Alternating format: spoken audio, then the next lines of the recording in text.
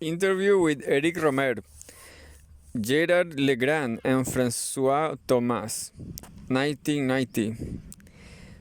From Positive March 20, 1990, reprinted by permission, translated from the French by F.H. Question. You have just begun a new cycle, the Tales of the Four Seasons. When did you know that the comedies and proverbs will finish with the film My Girlfriend's Boyfriend? As it happens, Eric Rohmer. I'm going to start by saying it's not necessarily finished. I might well have another idea for a film that seems proverbial to me, that I will decorate with a proverb, and add to the series.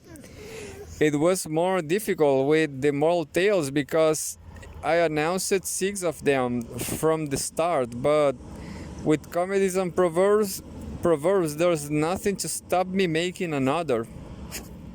In reality, My Girlfriend's Boyfriend is an inaugural film that happens to get filmed at the end of the series so far. It was imagining this subject, admittedly in a rather vague and confused way, that gave me the idea for a series that would be called Comedies and Proverbs, and in which I will integrate some old themes and some old stories that I had started a very long time ago. It wasn't the first story I'd invented, but the first one that I wanted to integrate into a larger series, even though then I didn't know which proverb to give to the film. I had a story which seemed very proverbial, but no proverb, and in fact, I only found it in extremis. I didn't deliberately set out to create it, but if there is a common denominator in the comedies and proverbs, it's at its clearest in My Girlfriend's Boyfriend. At the beginning, when I was writing the stories, all with provisional titles, the first schema was called Permutations. This was obviously the story of a permutation, because the lover of one friend becomes the lover of the other and vice versa. I don't think we really find that level of permutation in other comedies and proverbs. I don't think so, but perhaps it's there in the background. But it wasn't really permutation that interested me in and of itself so much as its theatrical and comic potential. After having written My Girlfriend's Boyfriend, I saw Twelfth Night by Shakespeare. There was a sort of confusion and quid pro quo that's very close to My Girlfriend's Boyfriend. It's a familiar theme in comedies, so the common denominator really is finding comic situations. With the Tales of the Four Seasons, there will be both comic and novelistic situations, and I don't know yet, but the two might come together, but the unity won't be in the situations. For the time being, the only unity is going to be climatic. Question. This preoccupation with the weather, given that you are filming on location, will come down to a choice of filming and setting. Eric Rohmer. I like each of my films to have distinctive locations. I think my films have a certain thematic resemblance, which is even greater because I group them into series. But within this series, I stress the difference of settings more than most directors, perhaps. Often the location is determined first.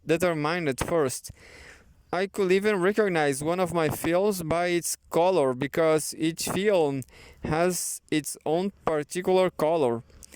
Here, the distinction is very clear. There won't only be a distinction of places but also through seasons. Here, for springtime, the dominant colors are green and white. Question: did the idea of a tale of the four seasons precede the idea of the tale of springtime, or was it the other way around? Eric Rohmer: the idea of the set came first, and a tale of springtime took its place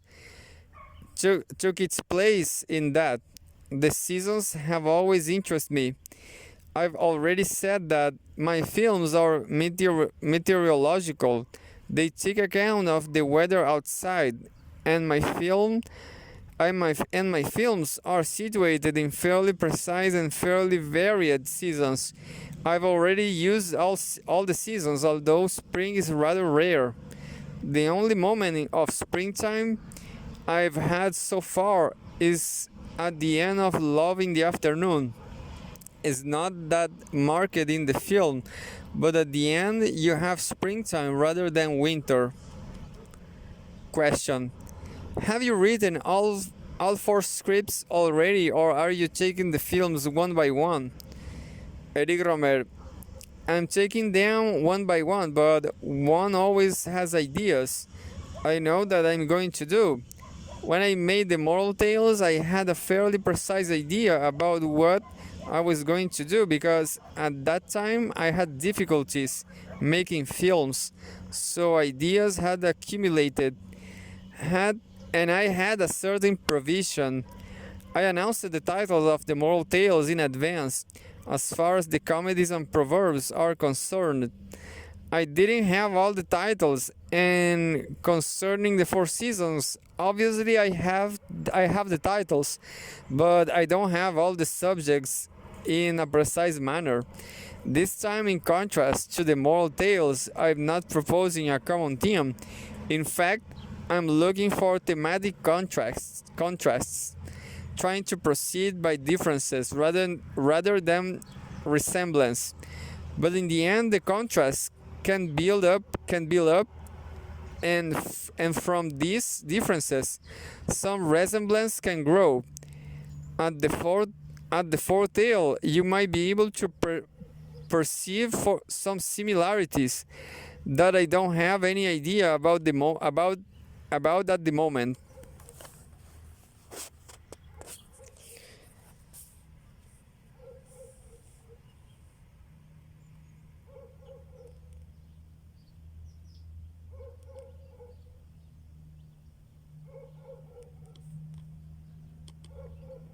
Question: there's a certain visual disparity in picture quality in format in the comedies and proverbs, to the point that you hesitated to include the Green Ray, whose appearance is closer than to that of the adventures of Reinette and Mirabel, that also made use of a certain amount of improvisation.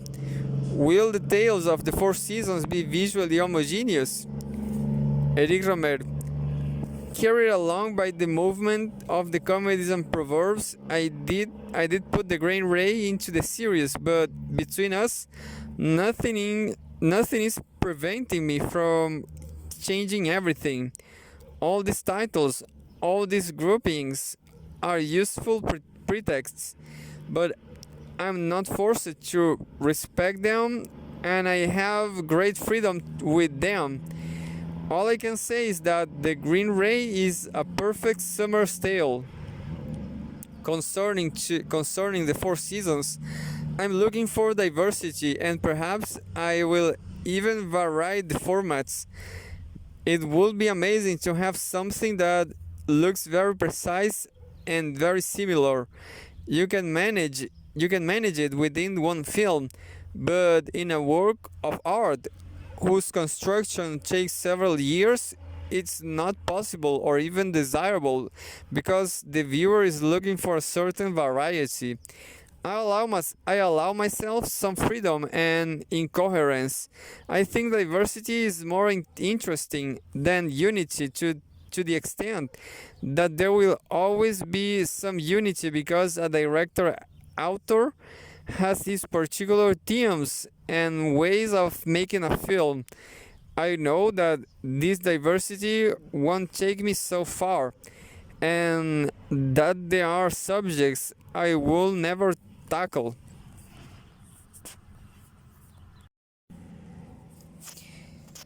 Question: in Tale of Springtime is the first time since my night at Mods that there's a big philosophical debate.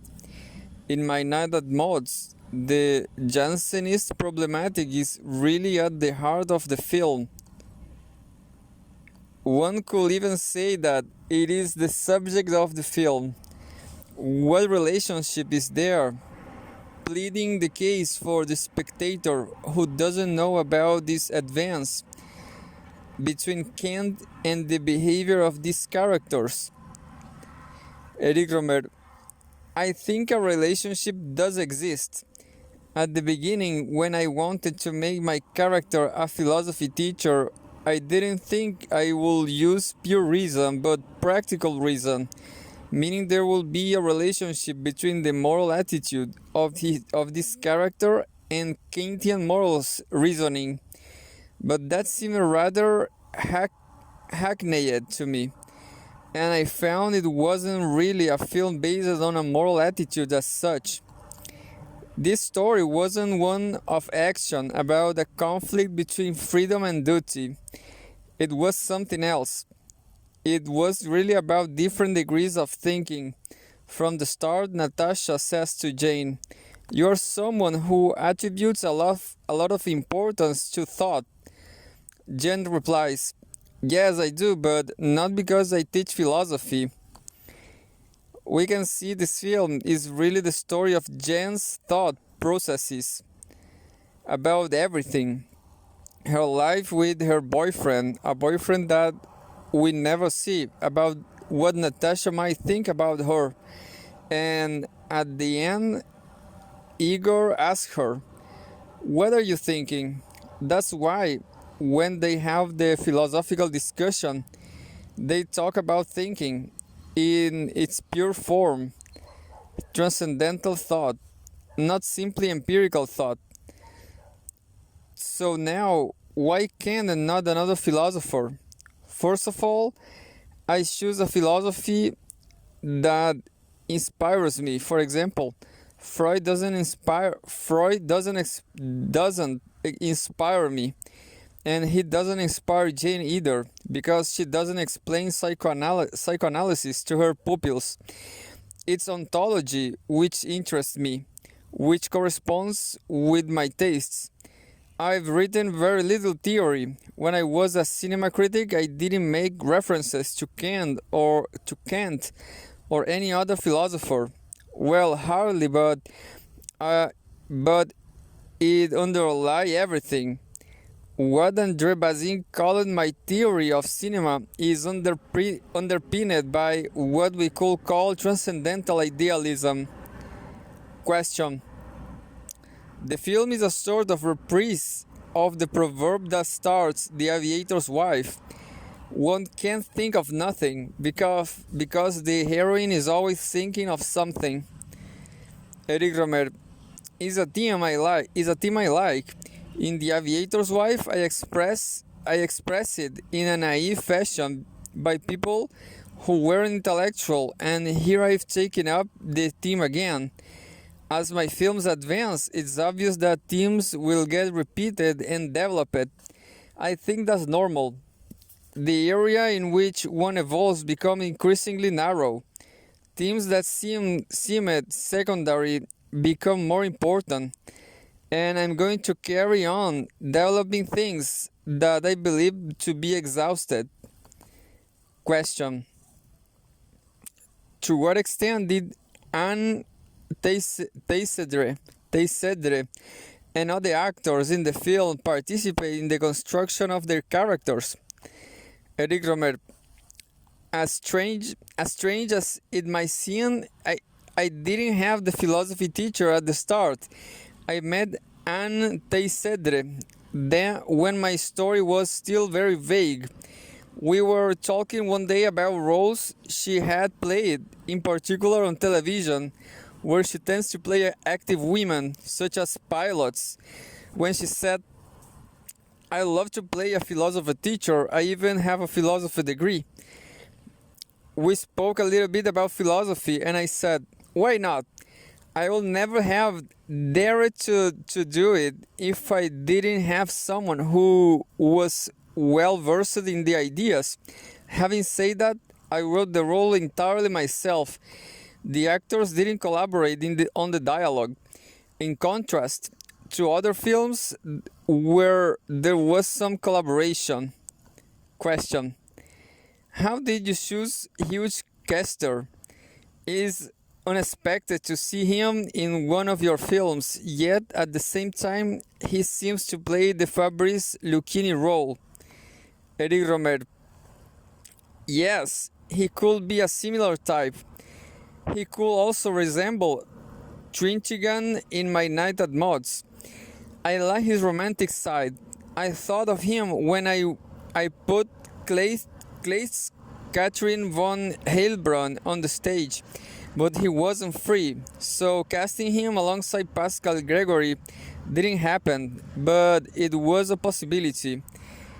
In A Tale of Springtime, I found a role for him, which was quite different from him because he had played teenagers for quite a long time. I saw him again recently in Jacques Demy film Parking, which isn't that old, but he looks so young. For once he got to play a father. Question: his character is touching because he is a failed romantic. He would like to be able to behave romantically, but his lifestyle doesn't allow it. Eric Rohmer: yes, that's true. Question: it seems that in your work, even within the same film, there are actors who are very natural and flowing, and then others who have a more jerky and staccato style. It's very clear, for example, in My Girlfriend's Boyfriend, with with on the one hand Sophie Renoir and Eric Veillard, and the other Emmanuel Cholet and François-Eric Gendron, whose gestures are far more structured. You can follow the different stages of an arm movement or the shift in the gaze. We find this opposition in A Tale of Springtime with Anne Tiesedre on one side and Hugh Kester on the other, who pushes this structured nature on the gesture to an extreme from his first appearance. Eric Rohmer: I didn't see it like that, but I know there are opinions between my actors. But there are oppositions between my actors. I like oppositions between my characters within a film.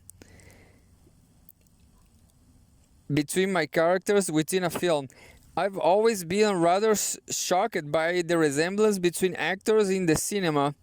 People think that directors are experts in physiognomy, but I'm not really. And in lots of films, I am not talking only about war films where everyone is in uniform.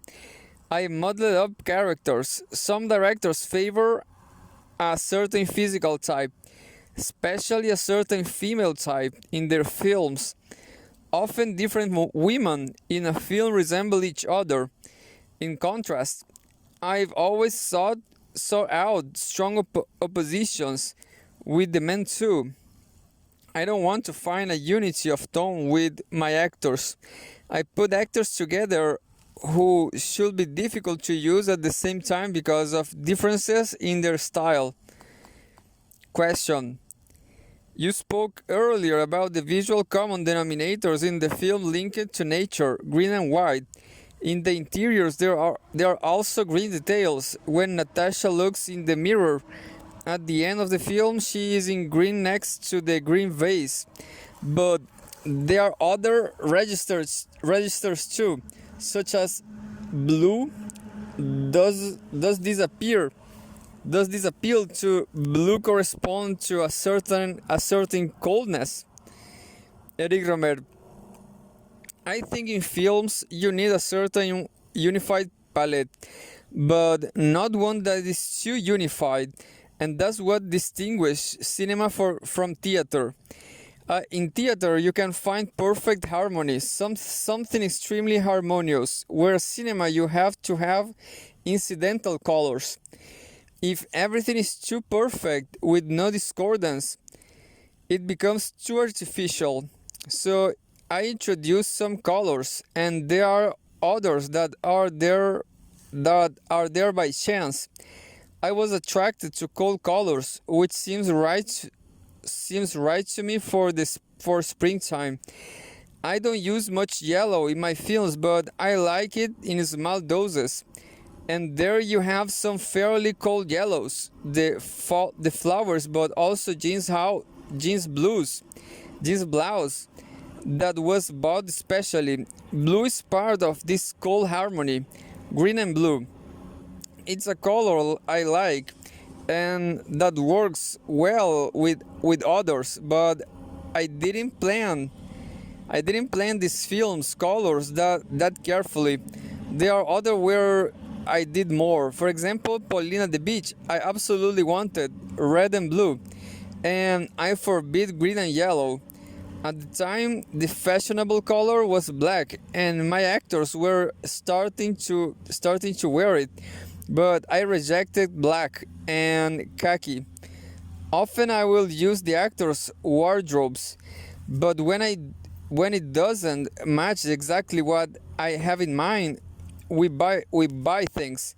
As for the tale of springtime, that big conversation in the countryside, on one evening, for example, Huge Question is in a blue shirt that we took ages to find. We try another shirts, but because of the color of the sofa, we needed a cold color. At the start, like everyone, I was worried of flowers, but I changed my mind while I was preparing the film. The owners of the house where we were filming, in told me we could repaint if we wanted, and that she was fed up with the floral wallpaper. So I thought we could get rid of that. And the floral shares, because generally I like single blocks of color. And then I realized that the flowers worked well, because they provided a visual rhyme with the flowers outside. That was the same reason for bringing flowers into the flat, and I kept the sofa as it was.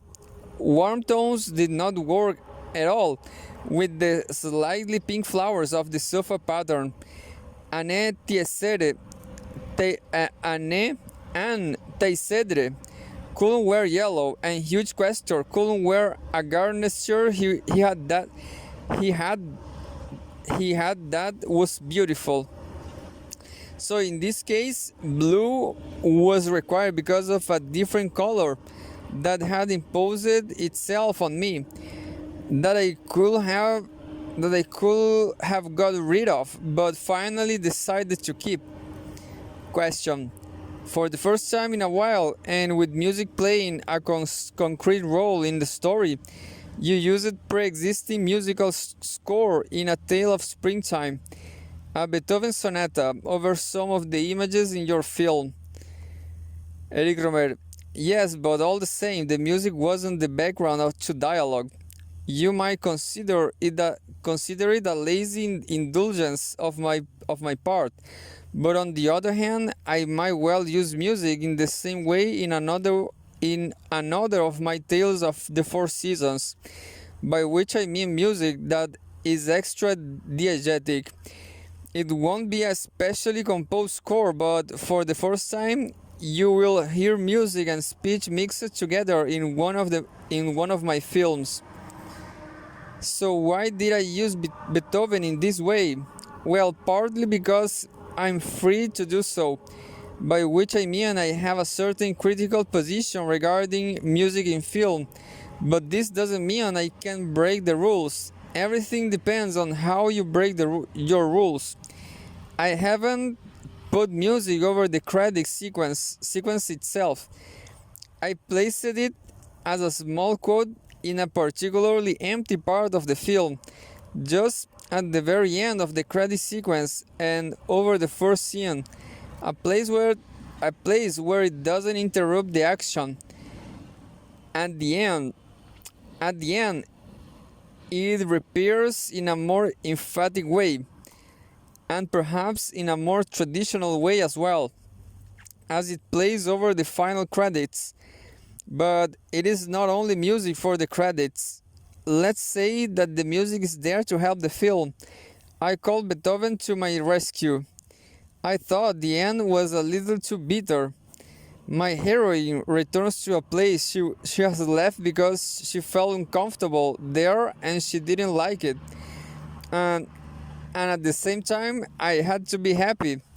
It had to be happy. It has to be somehow express the interior happiness of someone returning to a place even if they don't like it.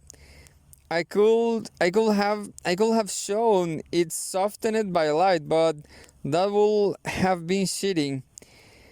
I could have used flowers as well, but there were some practical difficulties with making these flowers stand out enough.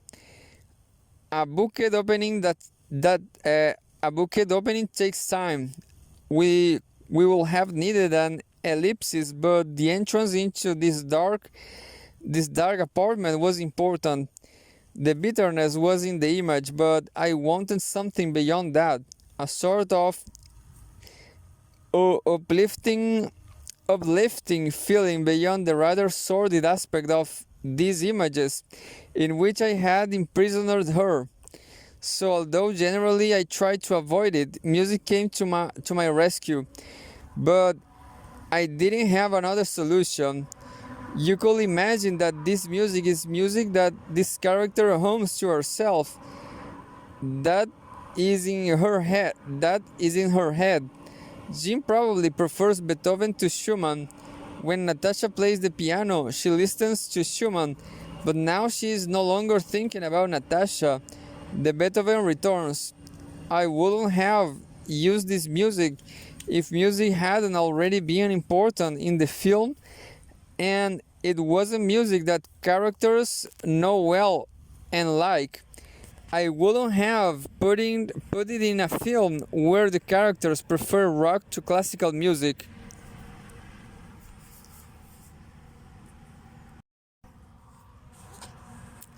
Question: what role does Jean-Loup Valero plays for you?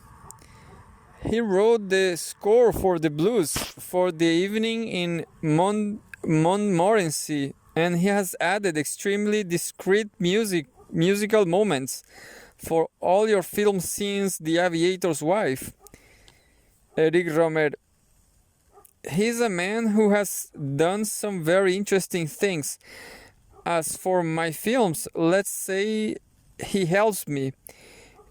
It will be really hard for me to ask someone who wasn't a friend. For my girlfriend's boyfriend, for example, I asked him to write music without notice. I could never have asked that of someone I don't know. He teases me about it, but there is very little music in my girlfriend's boyfriend, and we don't notice it. Question: we notice the music in The Green Ray. Eric Rohmer. Yes, in The Green Ray I suggest the theme to him, asking him to write a fugue for the end. For Reynette and Mirabelle, I gave him a schema, and I said, I want music that goes simply from middle C to high C and back again. That's all. I want there to be an obsessive, repetitive quality. He replied, why don't we make it like Morse code. So one of the C's is the long lip, the long pip, the other the short one, and we use them to spell out the title of the film, and the beginning and end credit sequences spell out the title of the film in Morse code. We could certainly call that meaningful music. That's funny. What's funny is that I was the one with the musical idea, and he has the one who's made it more literally, made it more literary. To reply to you more completely, let's say that I don't want to be reliant on a musician. Music is so important to the feeling of a film that I'd rather use banal or bad music than one that I don't understand. I'm not someone who will show a film to a musician and say, does it inspire you? What are you going to do with it? I can't. So there are two solutions. Either not being a musician myself, but sometimes having some ideas.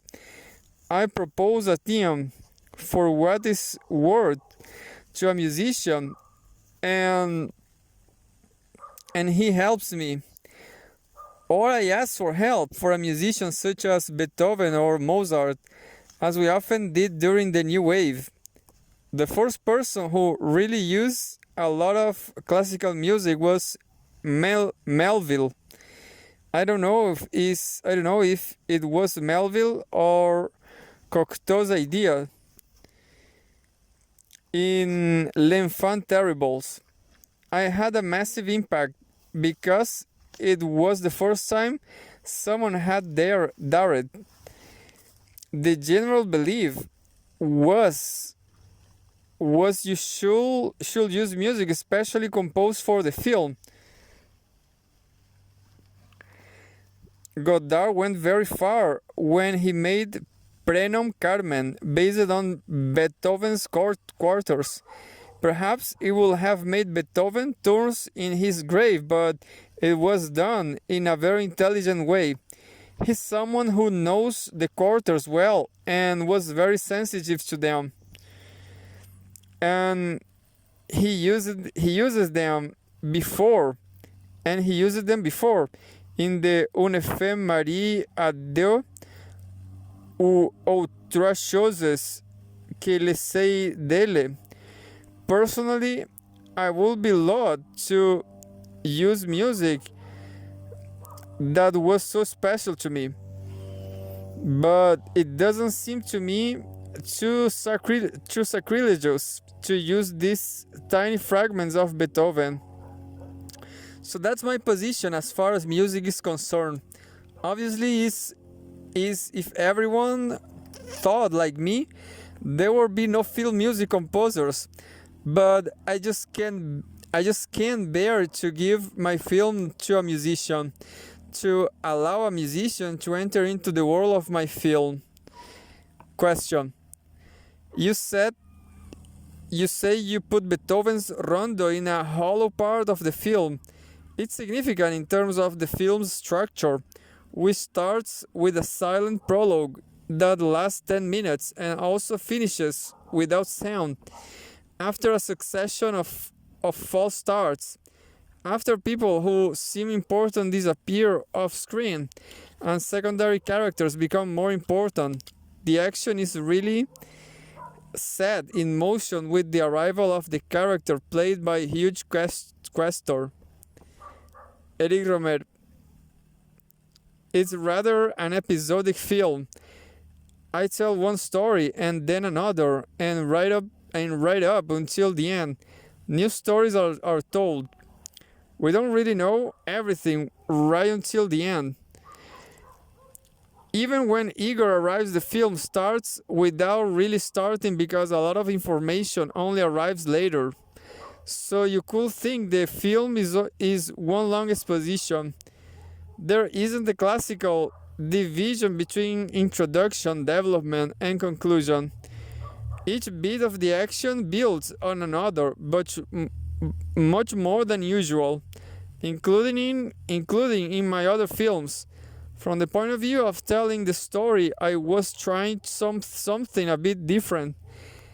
I know it might seem a bit over the top, but that's what interested me. Interested me in it.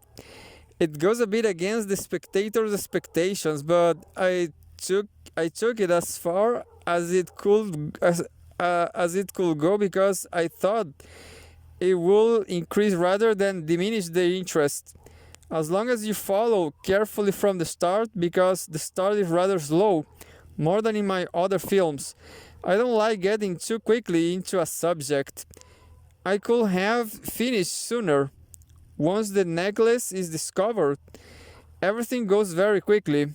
But from the point of view of the image and a kind of dynamism of the screen, we couldn't finish in the bedroom. We had to get out and go elsewhere. That's also why there's some music to signal that is over. Question. In fact, there are really two films. There's one about huge questor, which could be called my friend's father. We start later and finishes sooner. Eric Rohmer. There are two different stories which are superimposed. Igor's failed seduction on Jean, and the story of the necklace. And these two stories contain each other, run along parallel lines, and then finally one overtakes the other. The spectator is perhaps rather overwhelmed, but I want to show them that what seemed trivial, the small thing they were interested in, is at the end of the day very important. It seems that the necklace is a pretext for talking about the father, but then in fact it's the necklace that's at the heart of the story. This story is the relationship between Jean and Natasha. For Jean, the relationship with Natasha is more interesting than her relationship with Igor, which is a kind of game. That's the difference from the moral tales, where I privilege relations between men and women. Here I think I'm on a very different path from both the moral tales and the comedies and proverbs. Question. We could say that when both Eve and Natasha leave the house, Jean and Igor find themselves in a moral tale for 20 minutes. Eric Rohmer. Yes, that's right. They are playing at being a moral tale, but they aren't really. Another reason. I'm going back to an earlier point now, that I don't like going too fast at the start. Is that I like a lot of things to be learned through hearing conversations, not to be delivered too quickly. I prefer not to take advantage of cinema's ability to go anywhere, but to restrict myself to a certain time and place, even if it means a lot of things that are necessary to understand the story and are evoked in speech. For example, I could have put in scenes with Jean's boyfriend or others in her philosophy class, but I cut them out. When I write a story, it is often through elimination, and the result of these eliminations is that the dialogue gets richer. For the time being, I don't see how, with this system, I could invent stories that don't have any text. It's part of my way of doing things at the moment, but there wasn't much text for the sign of Leo. There was something else in its place. There was a spatio-temporal continuity which created the sort of unity I now find in other ways.